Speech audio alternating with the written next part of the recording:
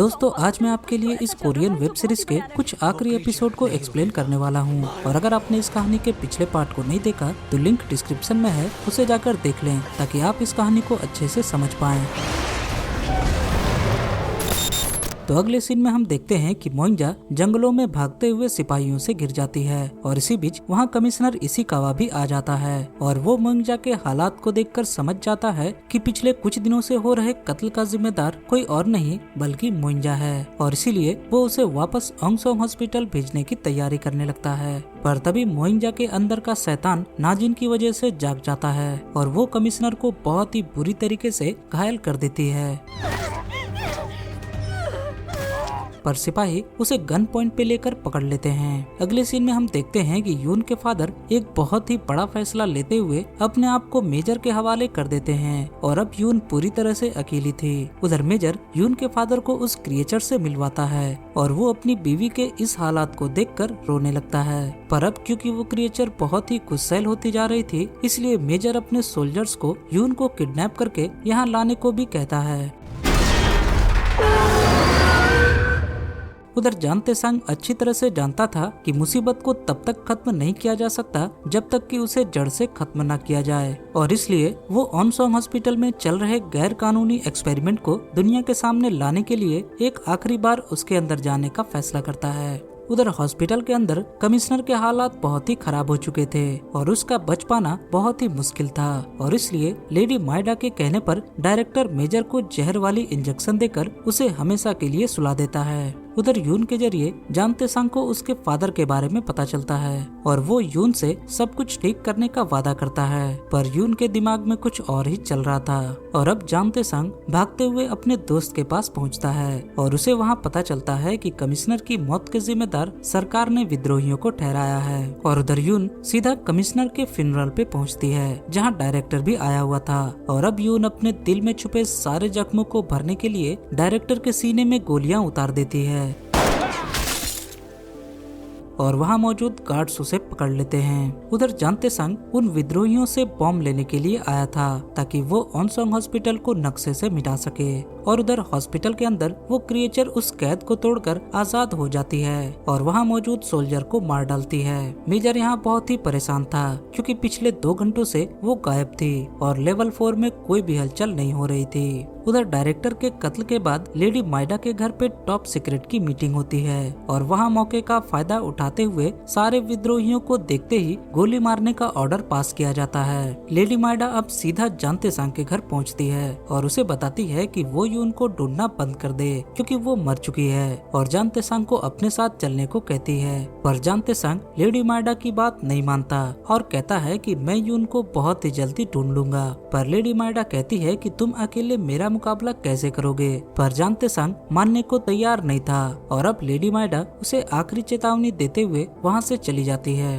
उधर हॉस्पिटल के अंदर मेजर उस क्रिएचर को बाहर निकालने के लिए यून के फादर को उसके सामने खाना बनाकर डाल देता है, पर यून के फादर सोल्जर को धोखा देकर किसी तरह वहां से भाग जाते हैं और अब लेडी माइडा यून को भी मेजर के पास भेज देती है और अब उस क्रिएचर का खाना यून बनने वाली थी और मेजर ये जानने के लिए बेताब था कि वो क्रिएचर यून और उसके फादर के बीच पहले किसे खाकर अपनी भूख मिटाती है। पर यून की आवाज सुनकर वो क्रिएचर वहाँ बने लोहे के सलाखों को तोड़कर बाहर निकल आती है। उधर जानते संग अपने शॉप की सारी जिम्मेदारी अपने कामगारों को दे देता है और कहता है कि अगर वो वापस नहीं लौटा तो शॉप को बेचकर अपनी जिंदगी अच्छे से गुजर कर ले, क्योंकि अब जानते संग पीछे हटने वाला नहीं था और वो अपने दोस्त के बनाए गए बॉम्ब को लेकर एक आखिरी बार अलविदा कहता है और अकेले ही हॉस्पिटल की ओर निकल जाता है। हॉस्पिटल के दरवाजे पर पहुँचते ही जानते संग एक बॉम्ब को फोड़कर वहाँ मौजूद सिपाहियों को मार डालता है और हॉस्पिटल के अंदर दाखिल होता है। उधर हॉस्पिटल के अंदर वो क्रिएचर सोल्जर पर हमला कर देती है और कई सोल्जर्स को मौत के घाट उतार देती है। पर तभी मेजर चालाकी से यून को गन पॉइंट में ले लेता है और सोल्जर को उस क्रिएचर पर फायर करने का ऑर्डर देता है। जानते सांग बॉम्ब लेकर एयर वेंट के जरिए हॉस्पिटल के अंदर दाखिल होता है और बॉम्ब को फिट करने लगता है, पर तभी वहाँ उसकी मुलाकात यून के फादर से होती है और जानते संग उसे शहर से बाहर जाने वाले 2 टिकट को देते हुए कहता है कि जैसे ही वो यून को छुड़ाएगा तो आप दोनों इस शहर को छोड़कर यहाँ से चले जाना, बाकी मैं संभाल लूंगा। उधर मेजर यून को लेकर भाग रहा था और वो क्रिएचर उसका शिकार करने के लिए उसके पीछे थी, पर रास्ते में ही सोल्जर्स उस पे नाइट्रोजन गैस छोड़कर उसे बेहोश करने की कोशिश करते हैं। उधर यून के फादर जानते सांग से कहते हैं कि मैं अपनी आधी से ज्यादा जिंदगी जी चुका हूँ और बेहतर यही होगा कि यून को लेकर तुम यहाँ से बाहर चले जाओ, और मैं अच्छी तरीके से जानता हूँ कि मेरी बेटी तुम्हारे साथ खुश रहेगी। उधर मेजर समझ चुका था कि उस क्रिएचर को रोकना अब मुश्किल है और इसलिए वो लैब से कुछ एक्सपेरिमेंट के सामानों को निकालने के लिए जाता है और उधर यून के फादर बॉम्ब को जगह जगह पे लगाने लगते हैं। मेजर यहाँ जल्दी से नाजिन वाला सीरम और एंथ्रेक्स लेकर वहाँ से फरार होने की कोशिश करने लगता है, पर वो क्रिएचर उसका पीछा कर रही थी और मेजर भागते हुए रास्ते में मोइंजा को देखता है जिसका लेबर पेन शुरू हो चुका था। उधर जानते सांग यून को छुड़ा लेता है और हॉस्पिटल के बाहर निकलने की कोशिश करने लगता है, पर तभी यून के फादर सारे बॉम्ब को लगाकर जोर जोर से अपनी बीवी को बुलाने लगते हैं और उसकी आवाज सुनकर वो क्रिएचर वहाँ आ जाती है और अब वो आखिरी बार अपनी बीवी को देखता है और तभी वहाँ एक बहुत ही बड़ा धमाका होता है। यून और जानते संग किसी तरह उस धमाके से बच जाते हैं, पर उन लोगों को पता था कि नीचे कोई भी जिंदा नहीं होगा और यून अपने माता पिता को खोने के गम में रोने लगती है, पर उन लोगों को जल्द ही यहाँ से निकलना होगा क्योंकि पूरा हॉस्पिटल आग की लपटों से घिर चुका था। पर थोड़ी देर बाद हमें पता चलता है कि वो क्रिएचर अभी जिंदा है और धमाके से पहले वो एयर वेंट के जरिए वहाँ से बाहर निकल गई थी। उधर वे दोनों एक ट्रक में बैठकर हॉस्पिटल में मचे अफरा तफरी का सहारा लेते हुए हॉस्पिटल से बाहर निकल जाते हैं और जानते संग हाउस ऑफ गोल्डन ट्रेजर से कुछ रुपए मंगवाता है ताकि वे दोनों इस शहर से बाहर निकल सके। और जानते सांग का एक कामगार साइकिल से वो रुपयों से भरा हुआ बैग लेकर निकलता है, पर पुलिस वाले अभी भी उसका पीछा कर रहे थे। उधर वो क्रिएचर हॉस्पिटल में मौजूद सारे सोल्जर्स को मार डालती है और हॉस्पिटल से बाहर निकल जाती है और दूसरी तरफ वे दोनों पैसों से भरे हुए बैग का इंतजार कर रहे थे और तभी वो कामगार किसी तरह पुलिस वालों को चकमा देकर उनके पास पहुंच जाता है, पर अफसोस लेडी माइडा अपने प्राइवेट गुंडों को लेकर वहां पहुंच चुकी थी।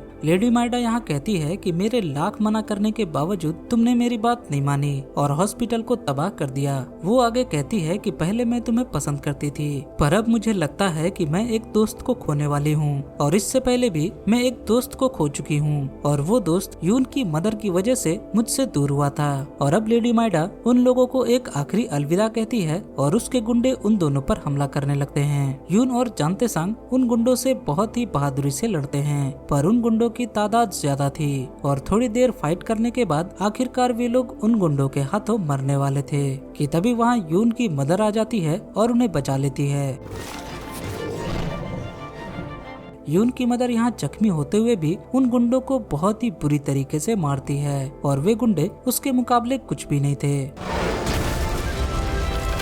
और अब यून की मदर जानते सांग को खतरा समझकर उसे मारने के लिए आगे बढ़ती है, पर तभी यून बीच में आ जाती है और एक टेंटिकल यून के अंदर घुस जाता है और अब यून मरने से पहले अपनी माँ से माफी मांगते हुए कहती है कि अब शांत हो जाइए और बेगुनाह लोगों को मारना बंद कीजिए और उसकी मदर अब शांत हो जाती है, पर अब बहुत ही देर हो चुकी थी और यून जानते सांग के बहाव में अपनी आखिरी सांसें लेती है और जानते सांग बहुत ही फूट फूट कर रोने लगता है। उधर अगली सुबह हॉस्पिटल में हमें मेजर को दिखाया जाता है जो कि मोइंजा के बच्चे को गोद में लिए हुए था, पर अब हमें उसके अंदर नाजिन को दिखाया जाता है। उधर जानते सांग ने अपने दोस्त की मदद से कमिश्नर के फ्यूनरल वाली जगह पे बॉम्ब को प्लांट कर दिया था और लेडी माइडा के साथ साथ कुछ बचे हुए जापानी अधिकारी भी एक बड़े से धमाके में मारे जाते हैं। अगले सीन में हम देखते हैं कि जानते सांग अपनी पुरानी जिंदगी में वापस लौट चुका था, पर उसकी आंखें अभी भी उस साथी की राह देख रही थी जो अब इस दुनिया में नहीं है। अगले सीन में हम देखते हैं कि लेडी माइडा उस बॉम्ब धमाके से किसी तरह बच गई थी, पर उसका शरीर एक तरफ से पूरी तरह से झुलस चुका था। उधर अगले सीन में हम देखते हैं कि यून की मदर यून को लेकर एक बड़े से झील के अंदर कूद जाती है और हमें उन दोनों के बीच के प्यार को दिखाया जाता है, पर तभी हम मदर के शरीर से नाजिन को निकलते हुए देखते हैं जो कि यून के शरीर में चली जाती है और सीजन 2 के लिए इस कहानी को सेट करते हुए ये कहानी यहाँ खत्म हो जाती है। मैं मिलूंगा आपसे अगली वीडियो में, तब तक के लिए बाय बाय।